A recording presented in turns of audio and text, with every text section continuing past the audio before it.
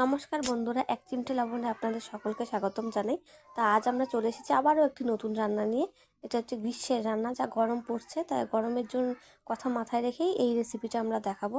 তা এর জন্য আমাদের খুব সামান্য উপকরণই লাগবে হচ্ছে কেটে রাখা লাউ, তেজপাতা, গোটা শুকনো লঙ্কা, রাঁধুনি, আর হচ্ছে রাঁধুনি ও আদা বাটা লাগবে।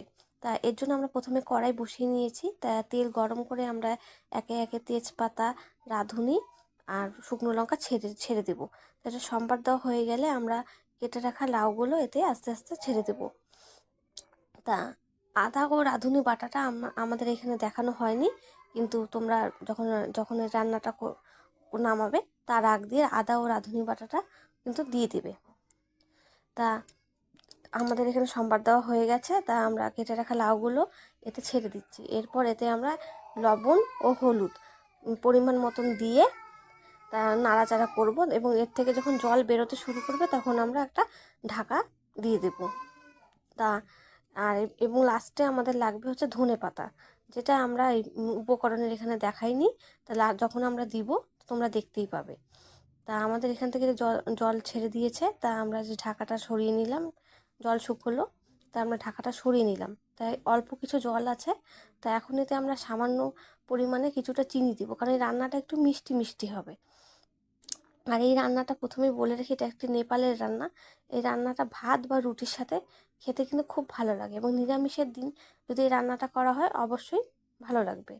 তা তোমাদের বাড়িতে কোনো অতিথি এলে এই রেসিপিটা করে একবার খাইও তাকে, আশা করি তাদের ভালোই লাগবে। তা আমি যতজনকে খাইয়েছি তা সবারই ভালোই বলেছে।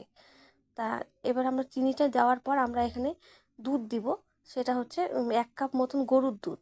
তা তোমরা অন্য কোনো দুধও ব্যবহার করতে পারো, কিন্তু আমার মনে হয় গরুর দুধ ব্যবহার করলে ভালো হবে। তা আমরা এখানে 1 কাপ দুধ দিলাম। এরপর হচ্ছে আমরা এখানে রাঁধুনি ও আদা বাটা, যেটা এখানে ভিডিওতে দেখানো হয়নি, তা সেটা আমরা এখন এই দুধটা দেওয়ার পর ওই রাঁধুনি আদা বাটাটা কিন্তু এখানে দিয়ে দিব। তাই ভিডিওতে এটা দেখানো নেই। এবং এরপর আমরা এখানে ধনেপাতা কুচি দিতে পারবো। যে তোমাদের হাতের কাছে যে ধনেপাতা থাকবে, বিলাতি বা এমনি, সেটাই দিতে পারো। তা আমার বাড়িতে বিলাতি ধনেপাতা ছিল, তো আমি সেটাই কিন্তু ব্যবহার করেছি। তো তোমাদের যেটা মন চায় তোমরা সেটাই দিতে পারো। এবং এর থেকে একটা সুন্দর গন্ধ বেরোচ্ছে। আমাদের লাউটা কিন্তু রান্না করা হয়ে গিয়েছে। এটা একরকম মানে লাউ শুক্তো টাইপ একটি রান্না। তা এটা খুব পুরোনো দিনের একটি নেপালের রান্না। তা তোমরা বাড়িতে একবার প্লিজ